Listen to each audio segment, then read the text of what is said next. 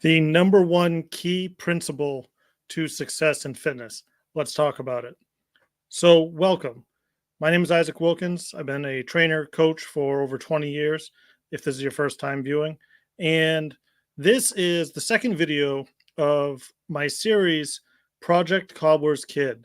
And I'll post the first one down below where I talk about it more. But essentially, I'm a fat personal trainer and I'm getting back in shape. And what I'm doing is I'm going to show you how I do it. I'm going to go through the process and give updates. So this video is an update. Um, I'm not going to spend a lot of time, me, talking about what I'm doing in regards to like giving you guys the stuff you don't care about, day in, day out, stuff like that. But what I am going to do is I'm going to talk about why I'm doing what I'm doing, how I approach that personally, as well as working with my clients, and kind of give you the behind the scenes look about why I'm doing certain things, so that hopefully you can take some of the things that you see me do, and you can take them and apply them to your own journey. And if you see something that I'm doing that you don't like, don't want to apply, don't. I'll make mistakes throughout this. Any type of a path, any type of a journey, there's going to be mistakes. And I'm going to make them. I'm going to share them with you and tell you where I screwed up. So, with that being said, let's get into this update and then we'll talk about the principle that's going to lead me to success, will lead you to success. And if you don't have this down, you're always just going to struggle. So, let me get my notes here. And basically, so this is week 2 of documenting this. I started, getting back into the gym after some injuries and some life stuff.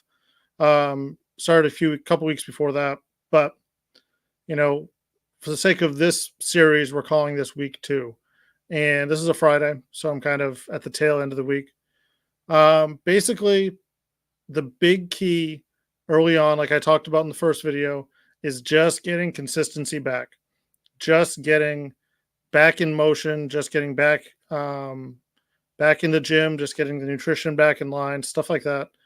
More so than actually what I'm doing, and I will talk about some of the stuff that I've been doing. I will talk about some of my training, especially in further episodes. But it's really more about just kind of breaking that rust off and getting back in the groove. So that's the number one principle that I want you to take away from this, that you see people really struggle with when they're trying to change their body, get in shape, change their business, change most anything in their life. It's a lack of consistency. And if you don't have consistency in whatever it is you're trying to do, it makes it really hard to change, because you can have the best plan in the world, but if you're not following the plan, it doesn't matter because you're not doing the plan. If you're not consistent in what you're doing, you don't know if it's working or not. You don't see, if you're making progress, or if you're, could be doing something better, could be doing something different. It's like the scientific method, right? You're trying to perform an experiment and you're trying to make that experiment consistent so that you can tell if the variables are accounted for. But if you're constantly changing the experiment around, you're tweaking this variable, that variable, you're doing stuff like that, you don't know what's actually causing the effects, whether they're good or bad. Like, you may have amazing results, but if you're not being consistent with what you're doing, it makes it really hard to figure out what's actually working, right? You're just doing a shotgun approach. And you see this a lot in fitness. You see this a lot in exercise.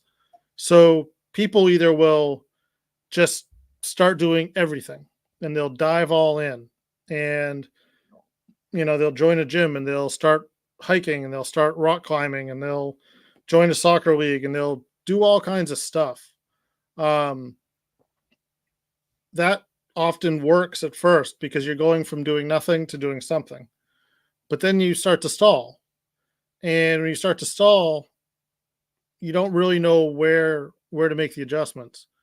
and you just kind of end up being discouraged and defeated. And then chances are people slide back to doing not much, or people will do too much at once and they'll dive all in and they'll be making like a major habit shift and habit shock in their system, and they end up, overwhelming themselves. So they end up, you know, falling out after a few weeks. When I owned the gym, this was something that early on I didn't do a good job of. And then over the course of my career of owning the gym, I got better at working with clients. Early on, um, people would be really gung ho, right? You'd sell them on a training package, and this was going to be the thing, and they hired this great trainer, and blah blah blah. But after a few weeks, they would just get overwhelmed, and life would get in the way, and then they'd kind of tail off. And early in my career, I used to say, well, it's because they're mentally weak or they don't want it bad enough. Um, that's generally not true. I learned over time that's not true. But what it is you're making such a large departure from what people are used to, and the brain fears change, right? Even if it's something you kind of think is positive, remember, the brain is here to keep you alive and safe. And alive and safe means consistent. The brain loves consistency. So if you are making a major radical departure from what your normal behavior is, which the brain thought was just fine because you were alive and safe before, even if you weren't that happy, you were alive and safe. So the brain is going to say, whoa, and put the brakes on and start finding ways to deviate you back towards the norm, right? So over time, I realized that the number one thing for new clients wasn't this like super secret program or this, super strict diet or something like that. Instead, it was just get them to keep showing up. So make it not easy, but make it approachable. Make it as, for lack of a term, I'm going to call it safe, as far as the brain's concerned, as possible. Make it as fun as possible so it's interesting and they get good feelings out of it, so to speak, and get them just to keep showing up. And if you get people to keep showing up, then over time, that becomes the new normal, that consistency. And once that happens, then you can start playing with the variables. So that's where I'm at right now, is just getting myself back and consistent. So with that regard, last couple of weeks have been good. Training's been good. Hitting the workouts, been moving up in weight, kind of getting back into the groove of that, feeling good. My joints feel good. Um, just trying to kind of generally building consistency and fitness, down a couple pounds, down a little bit off the waist, all that's going well. So one of the other things that I've been tracking is nutrition. And I'm not generally a fan long term of, we talked about this in the first video, but I'm not generally a fan long term of like super strict calorie counting, um, because I think that there's just so many variables in play. I'll probably do a video on calorie counting and why it both works and both doesn't work. And the reasons aren't quite why people think. But that being said, when you're getting back into something or you're starting out fresh, then tracking your food, whether you distinctly track calories or not, I do. But tracking your food is vital, because that lets you know, again, from that consistency perspective, it lets you know what's going on. And we are notoriously bad at estimating our food intake, as humans. People, particularly overweight humans like myself, have a tendency to dramatically um, underreport what they eat, or dramatically, undermeasure what they eat. So they may say, well, I'm having a serving of pasta, for example, which is really not much. It's like a cup of cooked pasta. But like nobody eats a cup of cooked pasta, right? So they put some pasta in a bowl, and come to find out it's 2 or 3 cups of pasta, which I don't know about you, but I could go through 2 or 3 cups of pasta very quickly. So as a result, they think they're eating whatever 2,000 calories a day, and they end up eating 3,000. Because that adds up over several meals, and lo and behold, they don't lose weight, right? So tracking food initially is really important because you can tell where you're having wins and where you're breaking down. So in my case, you know, this first week, not really messing with the nutrition too much, like not making conscious changes, which I'll get into in a second, but more just saying, okay, well, what's going on? What am I doing? Right. And that's when something comes in called the Hawthorne effect, which is basically that which is measured gets changed. Humans behave differently when they know they're being watched, right? So in this case, by counting my calories, counting my food, I am behaving differently, and I've noticed it already, pretty dramatically actually. So I've been tracking, and I've noticed that without really thinking about it too much. A couple times I kind of made the observation, um, but drink of water here. But without thinking about it too much, um, I'm making different choices, particularly around like outside meal times. So like now I'm not grabbing like the random snack, the whatever's on the counter. The girlfriend and her daughter love their snacks, so there's always like snacks around. So like I'm not grabbing like a random snack because I'm bored. I'm instead being like, well, I don't really want to write that down. So that behavior alone is changing simply because I'm having to write it down. I'm not telling myself you can't have that snack, but I'm making a choice because I just don't want to, and it's making me think twice. So that in itself has been super valuable. Quite frankly, the last week has been pretty low in calories just by that alone, right? So over time, I wasn't going to go too hard a cut calorie wise early on, but I've found that my calories are sitting at a little over 2,000 a day, which I'm a big dude. And right now, that's not a bad thing because I got plenty of weight to lose. However, if that continues, that's not enough calories for me to train hard and continue to keep my energy up and continue to feel good and keep motivation up. It's a big shock to the system, right? So I can get away with that at this point because, again, I'm coming from a very fed state. I have a lot of stored body fat, and my body's traditionally been feeling pretty good lately about our calorie stores.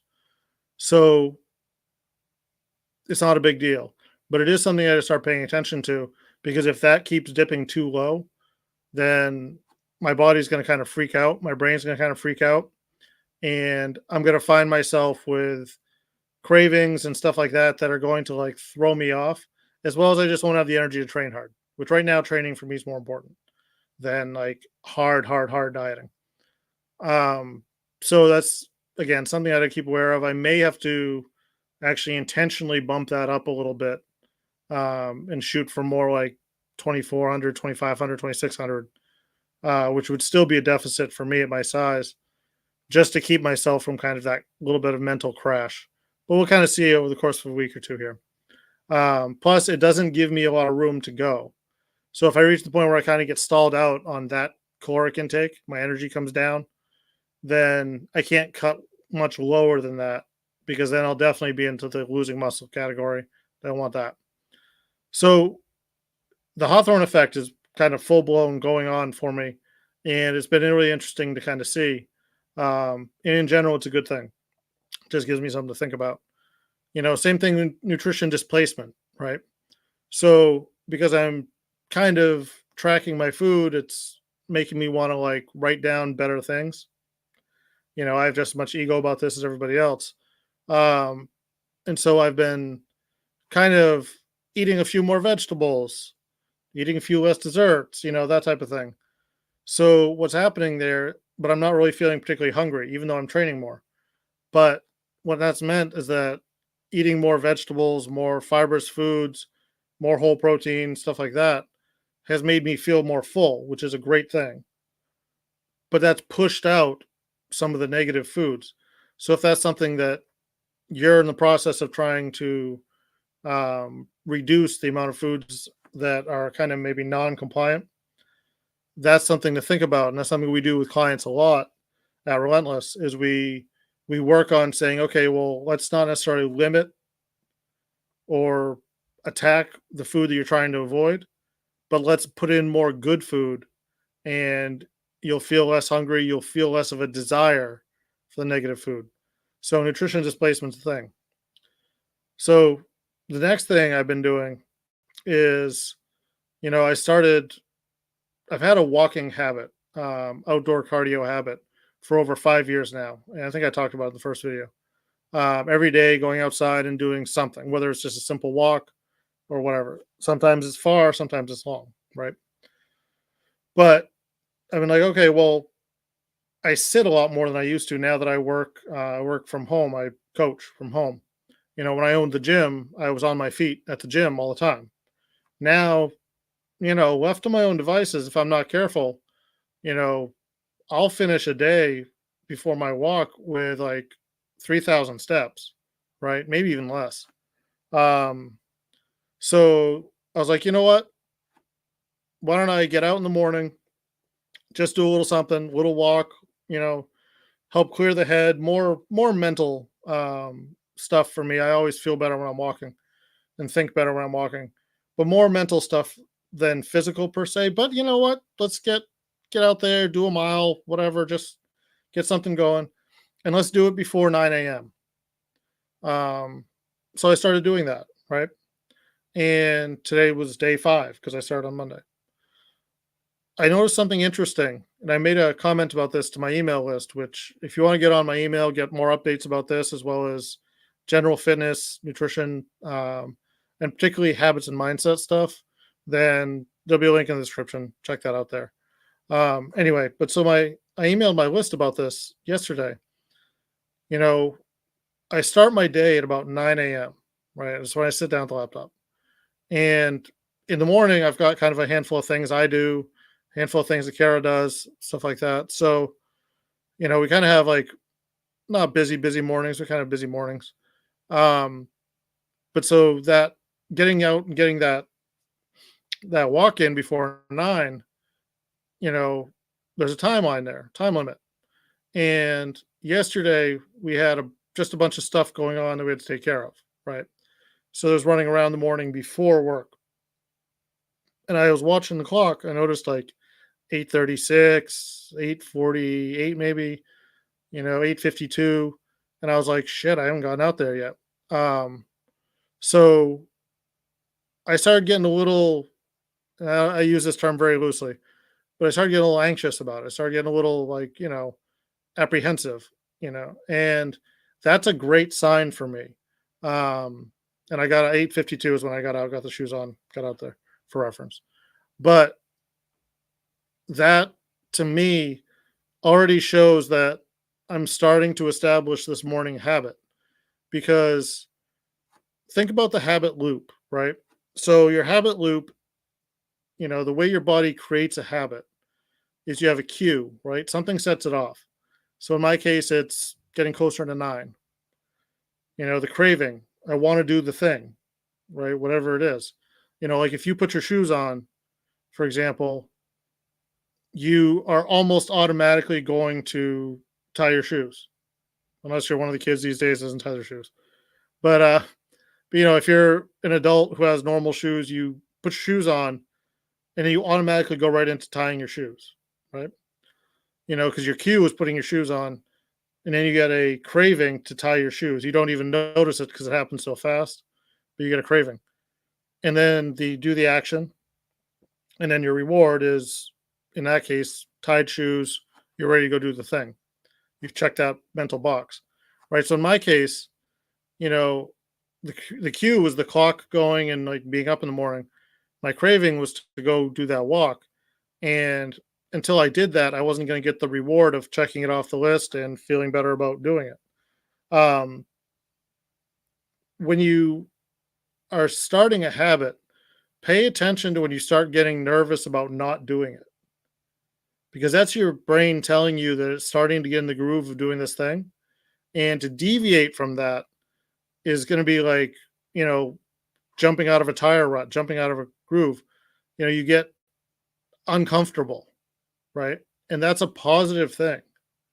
If you have something like that going on about a positive habit you're trying to build, and you start feeling guilty, you start feeling nervous, you start feeling whatever about not getting it done, that's something to notice and think about and internalize. Um, because if you have some awareness around that, you can say, okay, well, how do I turn this up? Or how do I, you know, find ways to get it done or remove obstacles from getting it done, right? It gives you that sense of awareness. And if you have some awareness, you have some intention in there, then you can achieve a lot. You can build a lot of habits. But if you're just relying on random chance, it's a no go.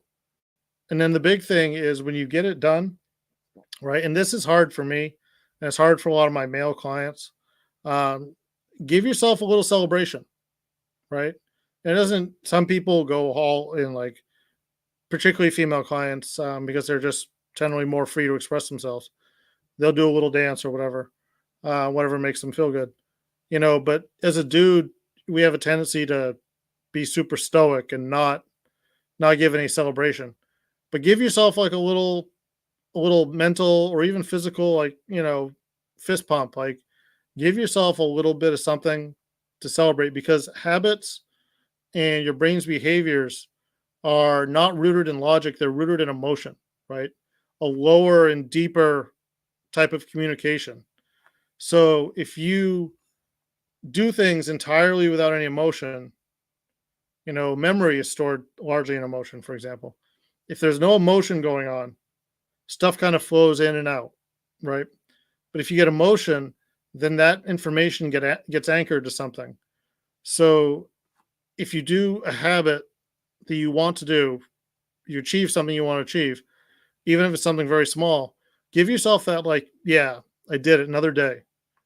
Give yourself a little pump up, right? And that will help set that into your brain. Again, I know dudes don't like to necessarily do that because it affronts our stoic natures, but that little bit of internal emotion helps boost that and creates more of a groove, right? Because remember, the habits are created because your brain wants to be on autopilot as much as possible, because it reduces error and it reduces calorie expenditure. Thinking is expensive for the brain, right? And back in saber-tooth tiger times, we didn't have a lot of extra energy. You never knew where the next meal was coming from. So as a result, you wanted to limit expensive things as much as possible. So you wanted to limit thinking as much as possible. So we developed, if you had to think about how to tie your shoes every single time you tied your shoes, over the course of a day, all those little thoughts add up. But instead, your brain eventually puts those habits on autopilot, and you just kind of do it and you don't really think about it. So it reduces the energy cost of doing all those actions. It's the same thing. So with whatever it is you're trying to do. So if whatever habit you're trying to build, you know, be intentional, develop it, think about it hard, have some emotion around it to get it going. And then you'll find over time that it's just like a tire rut. First car goes through, no big deal. 10th car goes through, now you can see a path forming. 100th car goes through, now the path has a dip in it. 1000th car goes through, now it's a big rut, and it would be hard for you to get out of it. That's what building a habit's like. So, finish this off. Basic update, things are going well. Building consistency, which is the number one principle that your fitness needs. If you don't have consistency, it's the bedrock. Everything else is going to be really, really hard, and you'll be constantly struggling. But if you have consistency down, even a mediocre plan will work relatively well, especially at first. And it gives you the ability to make adjustments and see where the adjustments need to be made to continue to make more success. So consistency is key. Before you worry about anything else, just get consistent with something because you can always adapt it. You know, we're all about at Relentless with my coaching, we're all about course correction. So it really doesn't matter too much where you start, as long as you know where you need to go, and as long as you're consistent in your movement, because we can always course correct to get you where you want to go. So with that in mind, do me a favor, hit the like, hit the subscribe on this. I would appreciate it. It helps the channel out a lot. As well as if you need some help establishing your goals and what you're trying to be consistent on and some strategies that you can implement to make your success, get where you want to go, then there'll be links in the description. Hit me up. We can talk about it. All right. That's it for today. And next week, we'll be back with another Cobbler's Kid or Project Cobbler's Kid episode, as well as I got some more stuff coming for you. We'll talk more about habits. We'll talk more about all kinds of good stuff that will help you get that consistency, help you continue to grow and progress, get you where you want to go. All right. Above all things, thank you for listening and thank you for choosing to be relentless.